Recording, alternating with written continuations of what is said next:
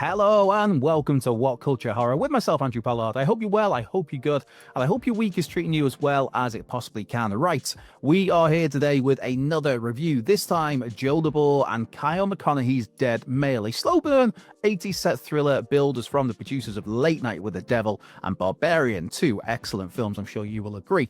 This is also a film that debuts on the Shudder streaming service on April the 18th, which I believe is a Friday. So is Dead Male worth your time? Or is this one delivery worth ignoring when that postman comes a knocking? Let's get to it and find out, shall we? To start with, from the producers of Late Night with the Devil and Barbarian tag, that is in reference to Late Night with the Devil's Steven Schneider and Barbarian's Roy Lee, who again serve as a couple of the producers here on Dead Male. Writer-directors Joe DeBoer and Kyle McConaghy, they are childhood friends and likely best known to genre fans for 2020's Bad. And there are a few familiar faces from the pair's previous work that pop up here along the way in Dead Male, so that's always nice to see. As for the plot of this picture, of course, we will be veering away from any sort of spoiler territory on this review, but the official synopsis that reads, an ominous help note finds its way to a 1980s post office, connecting a dead letter investigator to a kidnapped keyboard technician. And that's it. That is all you're getting from me. No. From an interview that co-director Kyle McConaghy did with Dread Central last year, I believe it was, he himself described Dead Male as a bland Midwest film. And it is. It really is, but not in a derogatory way. As mentioned, the film is set in the 80s, and for those of us born in the 80s, it really does capture some of the mundanity of that time. This isn't the 80s of neon colors, of hair metal, of Miami Vice. No, this is the 80s of muted color palettes, of vanilla building, of almost a sense of isolation and depression to it all. Hey, some would say that it's Thatcher's Britain, though this is set in a Midwest US suburb, so yeah, maybe not. Right from its opening minutes, though, Dead Male, it grabs your attention immediately as we see an unnamed man desperately crawling across some gravel to a mailbox to post a blood-stained letter.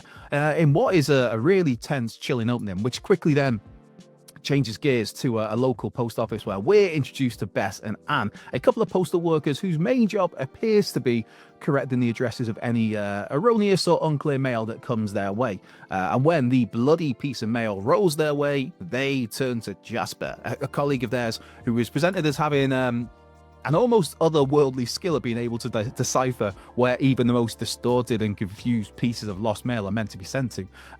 It's kind of like Sherlock Holmes almost with Jasper. And he's not working alone, for Jasper has a mysterious contact who helps him piece these puzzles together.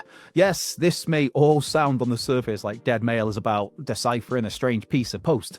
And it is, but it's that and so much more. With this very much, like I said, some heavy-duty detective work as we see Jasper's cogs turn in and also get a glimpse into his life outside of work, even if that life is somewhat consumed by his work at the same time. From there, we're soon introduced to Trent Whittington, a lonely fella who winds up becoming, I guess you call it business partners, possibly friends even, with a struggling synthesizer engineer called Josh. And now Josh, he seemingly has the skills to create something special, yet he doesn't have the finances or general resources to truly stand out from the pack, especially as the market there for synthesizers in the 80s is flooded by mass-produced, mass-marketed international products that he just simply cannot compete with.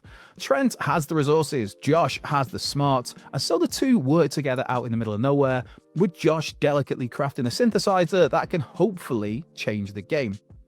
Again, I'll just stop there for fear of saying too much. And yes, so now we essentially have a story about a piece of mail and a synthesizer, which again, yes, we do. That is exactly what we have here. But Dead Male, I will say again, is that and so much more. To say that Dead Male is a slow burn picture, I mean, that would certainly be fair, but I am absolutely on board with that. There are several twists and turns along the way, and that general mundanity, it manages to feel unnervingly ominous and dare I say, dangerous. Throughout Dead Male, there's a constant undercurrent of dread, a constant sense of unease, and a race against the clock feel once things really start to get going. Performances-wise, John Fleck as Trent, Sterling Mason Jr. as Josh, and Thomas Boykin as Jasper are all just absolutely phenomenal here, each having their own particular moments in the spotlight, each delivering in pitch perfect fashion for what's needed for Dead Male, for what's needed for the film's setting, for what's needed for the film's tone and the mood it is aiming for.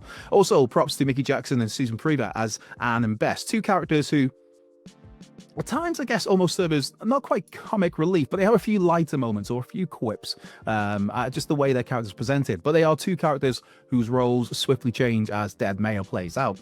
Not to mention Nick Heyman here, the man lurking in the shadows and having a pivotal role to play at certain points in time. For the look of the film, though, so much praise has to go to production designer Peyton James, to costume designer Kerry Ann Savastano, and to makeup head Rafif Haj Ahmad, and of course to their respective teams. Because I mean, I talked about Late Night with the Devil in the introduction there, and it did such a brilliant job of capturing the landscape of 1977 when it was released last year.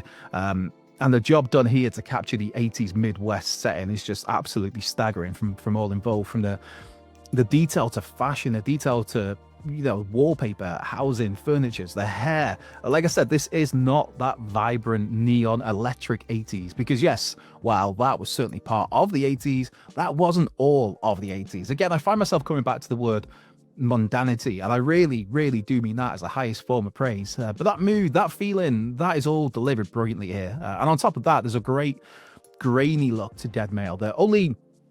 I guess it further hammers home how this is a film that feels like it's just been plucked from a VHS store from back in the day, taken off the shelf. Man, I miss those video stores. The giant cardboard cutouts, that sense of almost forbidden fruit when, as a youngster, you'd see all those unknown at the time horror films with the jaw-dropping, garish cover art, the mad, crazy titles that they'd all have. Oh, those were the days. Anyway, as you might have guessed, Dead Male, it ticks a whole lot of boxes for this guy, and again, I don't want to sound over the top and dramatic and exaggerative or hyperbolic, but I mean, without a smidge of any of that, Silence of the Lambs is kind of... there's a little bit of that here. There's a splash of Cagney and Lacey. There's a drizzle of Fargo, a very heavy drizzle of Fargo.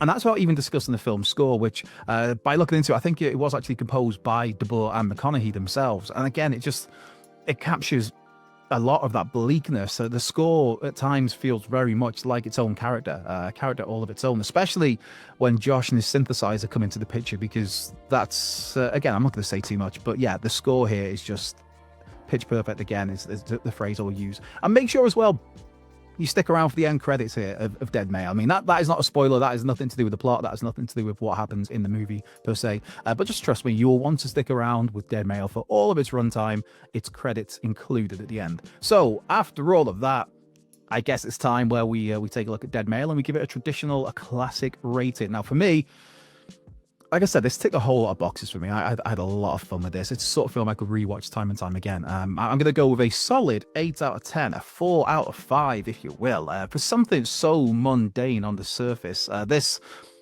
sure does keep you on your toes and keeps you guessing. And it's a sort of film that suggests for me as well that writer-directors Joe DeBoer and Kyle McConaghy have extremely bright futures. There are a couple of names to be keeping your eyes on in the coming years. And as a reminder, Dead Male, it lands on Shudder on Friday the 18th of April. And I would absolutely recommend adding this to your watch list, your to-watch list, as soon as you get the chance. And with that, this has been What Culture Horror. I've been Andrew Pollard. Have a great rest of your day, whatever you're doing. Be well, stay safe, and I will catch you down the line.